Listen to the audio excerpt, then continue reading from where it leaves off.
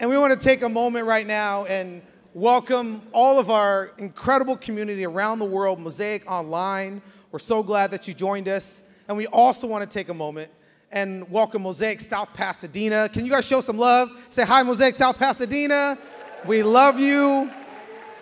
Merry Christmas. I love that we get to be a part of a church that isn't just contained to one room, but we are in rooms all around the world, and I love that this is a part of our stewardship as a movement. But it's Christmas, and I'm a little more giddy and excited because I just got back from traveling. You ever come back from a trip and you learn so much on that trip, or you just were so energized, and being in a new culture, new environment, it just brought a better you out. You know what I'm talking about? So I just got to go to Brazil. Was speaking. Oh, are all you Brazilians? Oh my, it's a whole Brazilian. Bom dia. That's amazing. What are you doing here?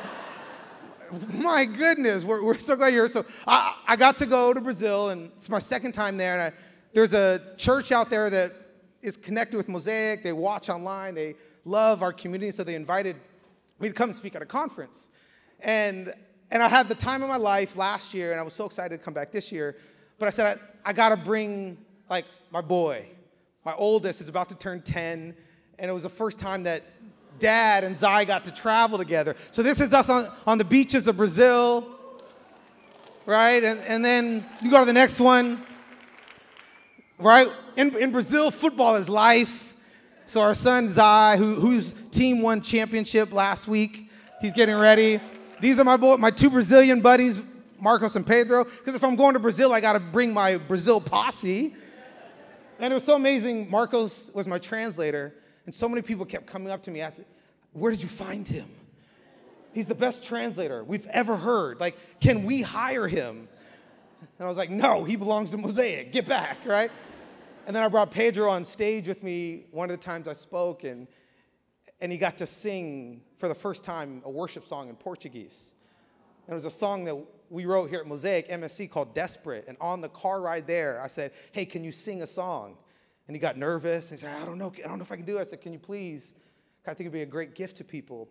So Marcos and Pedro, in the car ride on the way there, translated Desperate into Portuguese and then sang it, and people were weeping.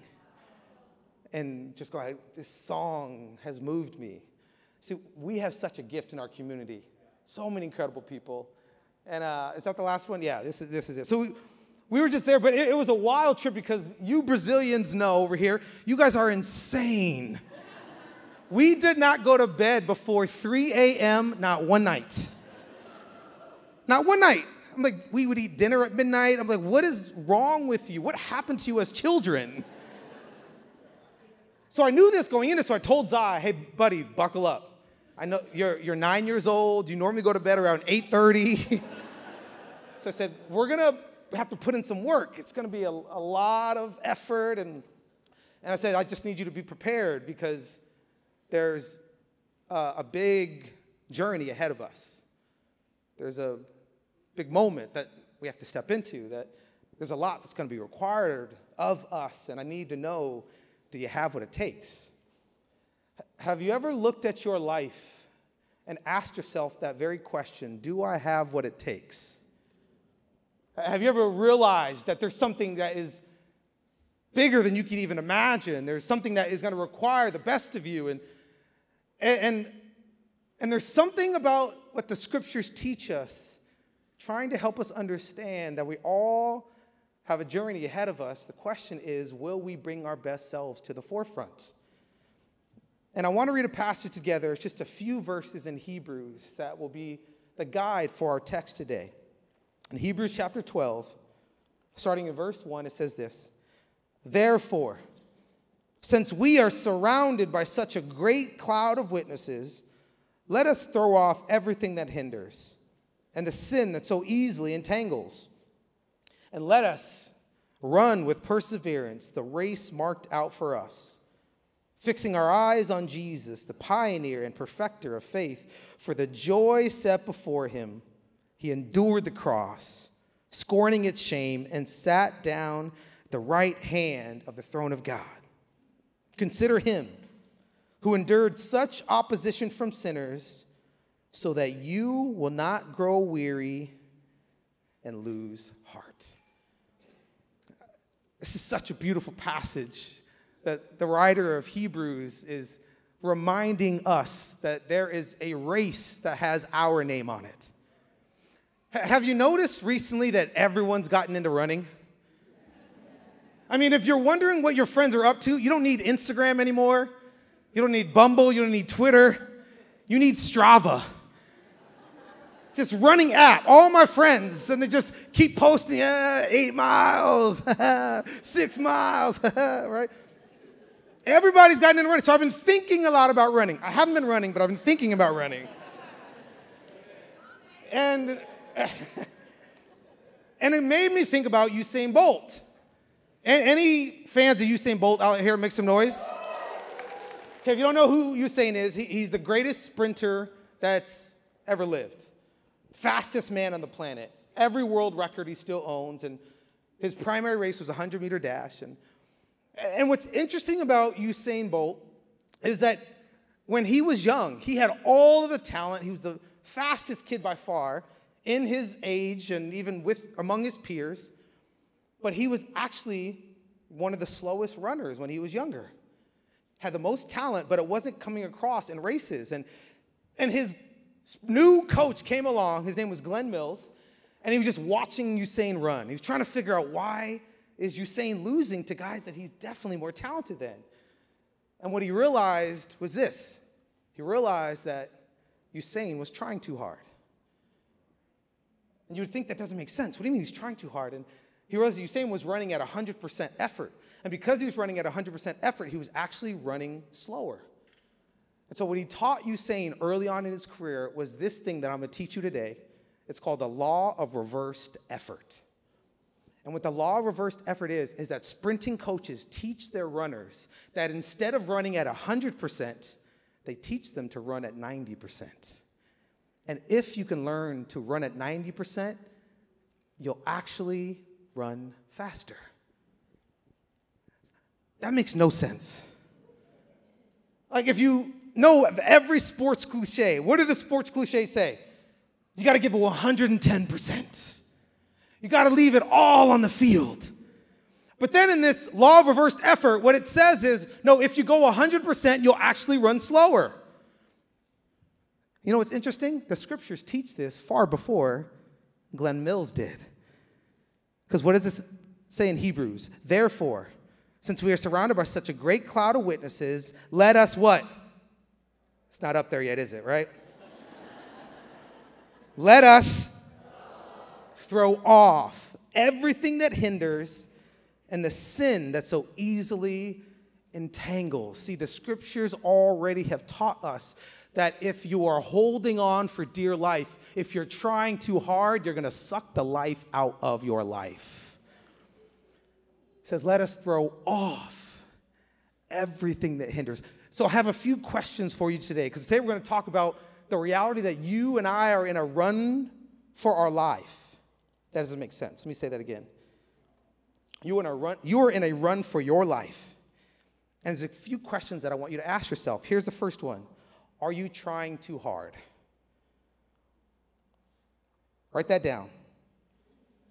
Am I trying too hard? Have you ever been in a relationship with someone that was just trying so hard? She has.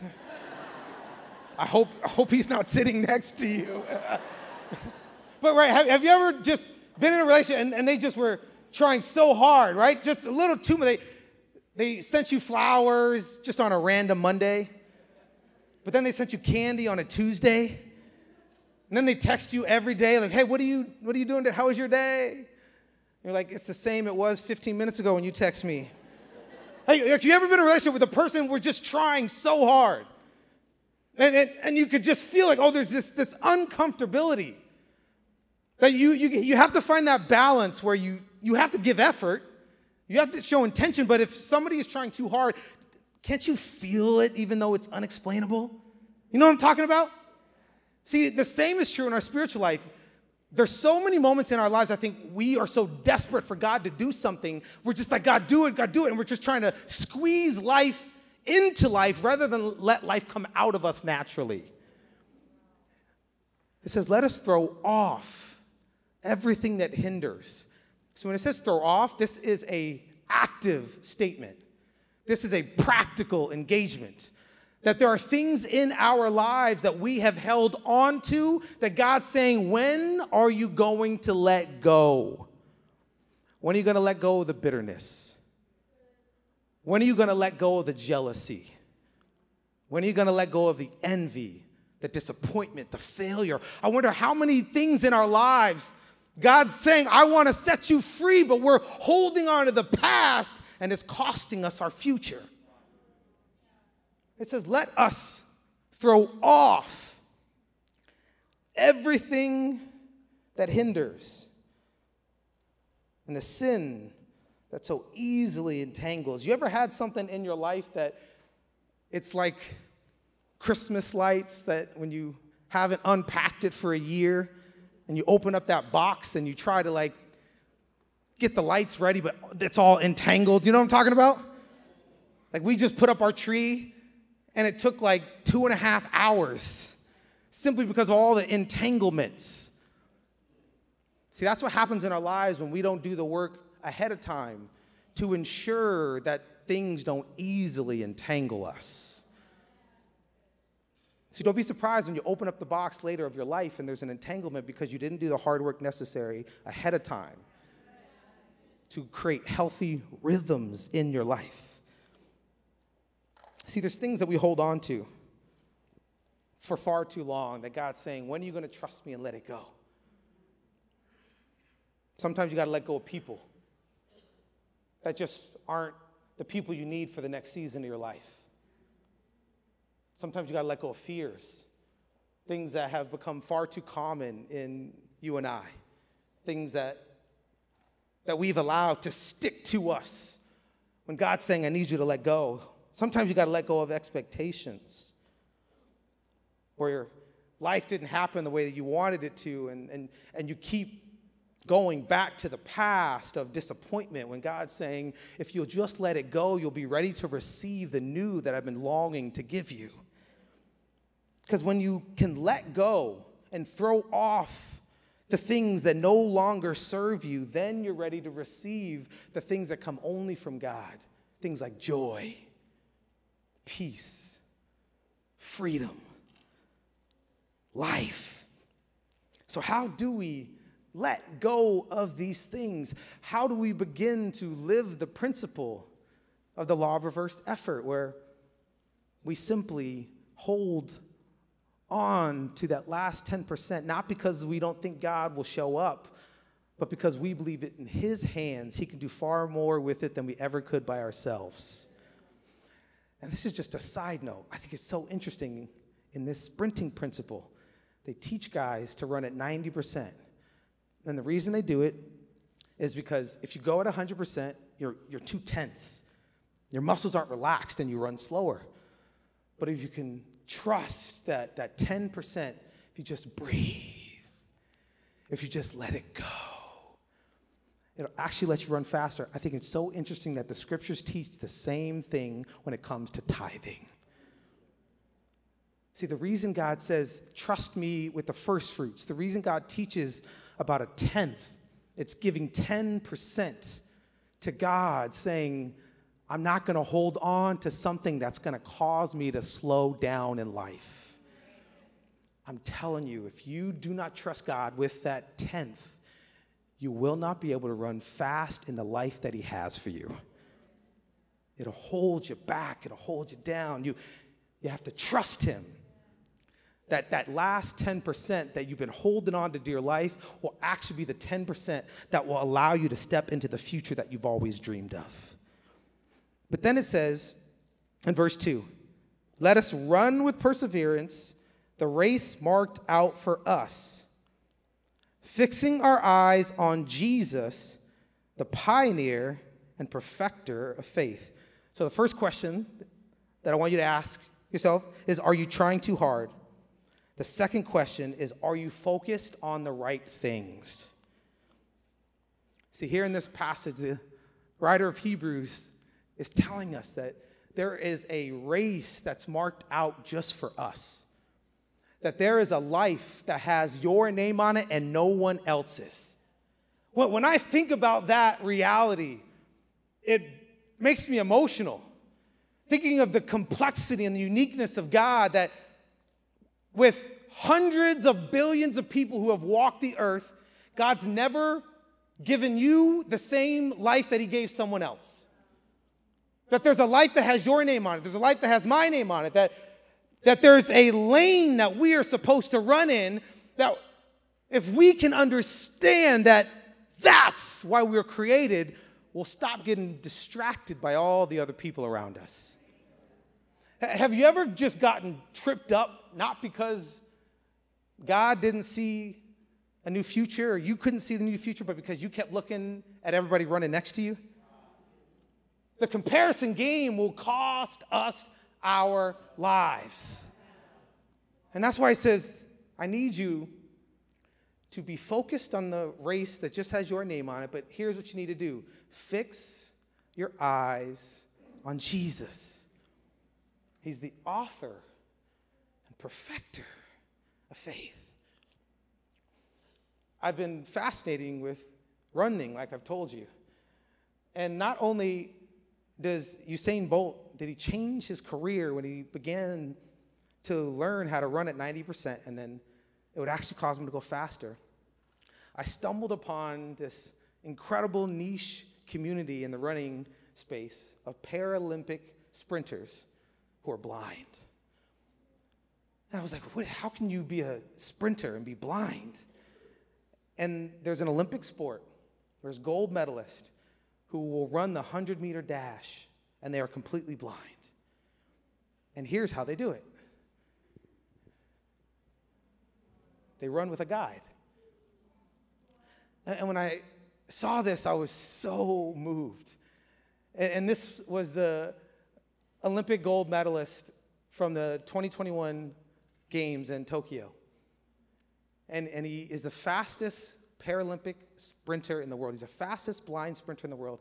And the way that it works is there's a string attached to their fingers. And the moment the gun goes off, they take off and they run in unison. And the guide, their whole job is to run at the pace of the sprinter, but to ensure that they stay in the lane so they're not disqualified. And as they're running, the guide is just telling them 10 meters, 20 meters, 30 meters, keep going, you got this, 40 meters. And that way, that runner, they don't have to worry about who's running to the right or to the left. They don't have to worry about any of the distraction of the crowd. Their sole responsibility is to run. And they can run the race that simply has their name on it. See, when I see this picture, this power of these verses come to life. Let us run with perseverance the race marked out for us, fixing our eyes on Jesus. See, when you and I are in the right relationship with Christ, when you and I have aligned our lives in the way that we are created, we become the runner that's focused on our race, and we allow Jesus to be the guide that allows us to go where we can only go when we are connected to him.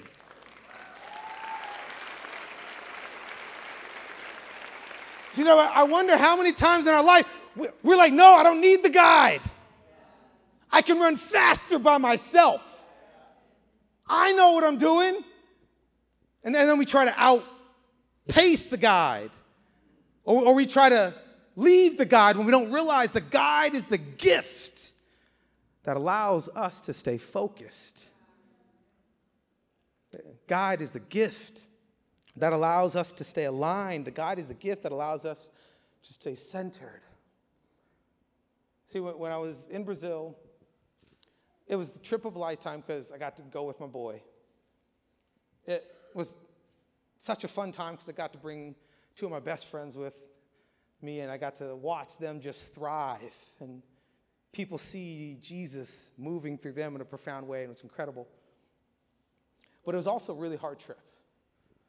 there were some relational conflicts and issues and stuff we don't have time to get into nor need to, but I got to be straight up and honest. It was affecting me. And I could feel I wasn't at my best. I could feel myself being distracted and focusing on all the wrong things. And I was just jammed up. You ever just been jammed up? Or you ever just known that you're not bringing your best effort? Not just about full effort. You're not bringing your best effort. And I just couldn't shake it. And I kept just getting distracted. And I was like, what is happening? And right before I was going up to speak on one of the last times, I just was moved by my own sense of weakness. I just felt so insecure. I felt so off.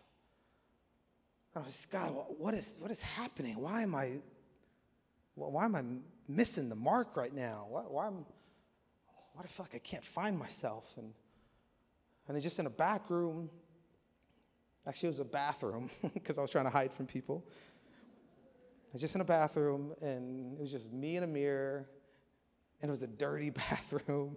It's like being remodeled, and I felt like it was a reflection of what's happening in my soul.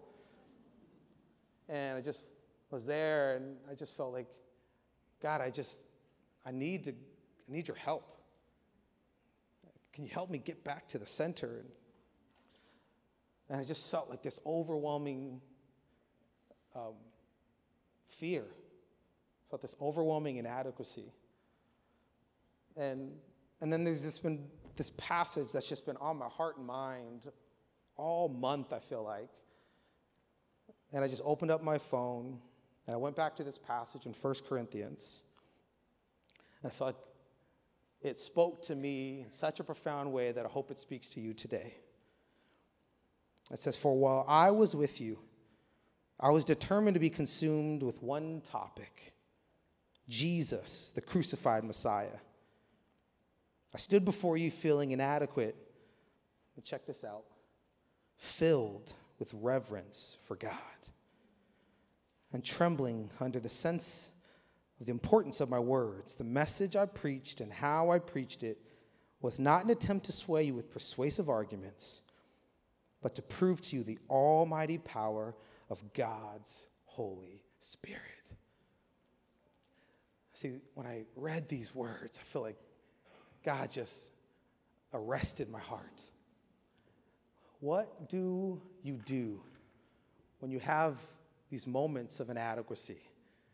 You have these moments of weakness. You have the fear and the worry and the anxiety. It just begins to paralyze you. And the question I feel like God asked me, and I want to ask you today, is what do you fill the empty space with? And what the writer in the scriptures teaches here in this moment is that something transcendent happens when you fill that space with a reverence for God. I think sometimes we try to muster up the courage, or we try to muster up the faith, we try to muster up the talent, the gifting, when really what we need to muster up is the reverence. When we are just moved by the reality of how beautiful God is. When we understand this truth that God created us with purpose, with meaning, with intention.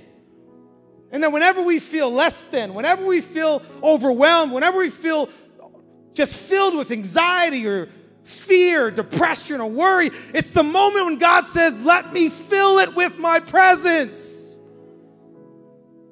Remember how big I am." And it will swallow up that moment.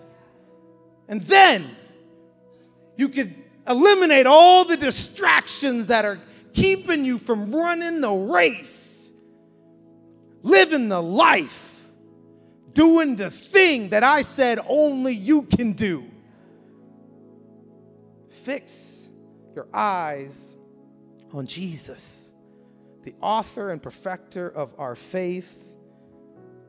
For the joy set before him, he endured the cross, scorning its shame, and sat down at the right hand of the throne of God. And consider him who endured such opposition from sinners, so that you will not grow weary and lose heart. So you got to ask yourself, are you trying too hard? You got to ask yourself, are you focused on the right things? But then the last question you have to ask yourself is, are you in it for the long haul? Are you training your spirit to be able to not just run the race, but to endure the race? Because life is both a sprint and a marathon. There's moments when you gotta go all out and give maximum effort and run quick and fast and be able to move at the speed of lightning. But then you also have to make sure that you train your spirit to endure the hard things, to push through the challenges, to see that there's an end game that's going to take a lot more in us than just the moment in front of us. And that's why it says sometimes you need to fix your eyes on Jesus so that he keeps us focused. But the other reason we need to fix our eyes on Jesus is so that we can see what true endurance looks like. Where we can remember when he came among us and he walked among us. He didn't choose the easy road. He chose the hard road. He chose to endure it all so that we can see what life at its best looks like. When I went out on that stage, the last time I was speaking, and I had to decide, what version of me am I going to give? I was speaking, and I could feel a disconnect in the crowd. Well, maybe that's happening today. I could feel the gap. And you ever felt something and you wanted to blame everyone else but yourself? You know, like everything that's happened wrong in your life, or if it's not happening the way that you want, it's got to be his fault or her fault, or it's got to be God's fault. You ever just needed someone to blame? You know who we never blame immediately? Ourselves. But that's the only person that we have full control over. So I could feel the disconnect. I could feel the lack of resonance. And Marcos is on stage with me. In fact, Marcos, come here. And Marcos could feel it too. He's not going to say it, but he could feel it. And come on stage. What are you doing up there? Yeah. And we're just having a moment with the crowd. And I was just trying to, I don't even know if you could feel it. I was trying to muster it up. And even go, Marcos, say something in Portuguese that's better than what I'm saying in English. It just wasn't happening. I could feel this distance. And I just said, God, help me bridge the gap. And he said, you are the gap. What are you going to do about it? Stop blaming them. What are you going to do? So I looked right in front, and there was this barrier, this stanchion that literally was blocking the crowd. And I said, there it is. So I got down, and there was this stanchion right here. And I could feel the crowd. And just like right now, 3 steps changed everything. And I took that little stanchion and I said, Sss. and it was an epic sound, and it was like boom, smacked that metal stanchion and woke the crowd up. And then I looked at Marcos and I said, let's go. And we just started walking in the crowd. And we just started talking about what happens when we realize that Jesus was always bridging the gap. That he was busting down every single door, every single barrier, every little thing that was in the way. And every time we put up a barrier, he kicked it down. I'm sorry if I get you. Yeah. And we keep putting up walls, and he keeps slapping them out of the way.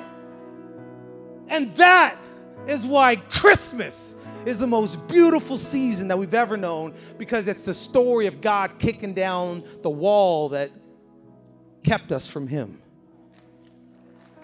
It's the story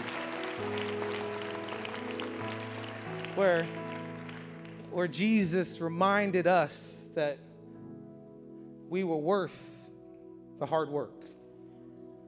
It's where Jesus removed every barrier, removed every stanchion, removed every block, and he removed it so that finally, not that he could see us, because he always has, but it's that finally we could see him. See, when Jesus stepped into human history, he had been around since the beginning of time. Since God created the heavens and earth, Jesus was there with him. It's not that Jesus wasn't present, it's that we had yet to have the eyes to see him. And maybe you're here, and that's your reality, is that you've been wondering, where in the world is Jesus? You've been wondering why he hasn't shown up the way that you wanted. You've been wondering why maybe you're running the race that is just exhausting you. It's because the race that you're running in isolation when he wants to be your guide. Maybe here today, it's finally time to stop running by yourself and let Jesus come alongside you and remind you that he's been there all along. I want all of us to bow our heads and close our eyes. If you're here in Hollywood, if you're in South Pasadena, if you're watching online, and you know that right now it's time to begin running the race that's going to bring you life, not steal the life. And you're ready to trust Jesus with everything. You're ready to let him wash you clean. You're ready to let him make you brand new. You're ready to let him take your past and completely destroy it so that he can create with you a new future. If that's you here today, and you want to trust Jesus with everything, then I want you to pray this simple prayer right now and say, Jesus, I give you my life. Beautiful. Just tell him, Jesus, I give you my life. So when you say those words, when you make that declaration, it's not that Jesus comes to you in that moment. It's that you realize he's been with you the whole time. And you just get to let him whisper truth in your ear of how loved you are. You get to let him tell you how much you matter to him. You get to let him remind you that you are his most prized possession. Jesus, I give you my life. Okay, if you're here and you prayed that prayer, you stepped over the line of faith today, and you let Jesus claim master of your life, I want you to raise your hand right now. Here in Hollywood, South Pasadena, online, wherever you are in your car, right now, raise it up high. Don't be afraid. Don't be ashamed, because this is a moment where you're saying, I'm leaving brand new, beautiful. Anyone else? Don't let a moment go by without saying yes to the God who loves you. Beautiful. I see you. Father, I pray for every hand held high. Beautiful. I see you, bro. I pray you would wrap them in your love. I pray you would remind them that there is no choice that they could make that could keep them from your love. And I pray they would walk out of this room different, fully alive, full of joy, full of peace, full of mercy, full of wonder. And Jesus, we thank you that you are the gift that just keeps coming day after day after day. We love you so much, Jesus. We give you our lives. We give you our heart. We give you everything because you are worthy of it all. And we ask all this in your name.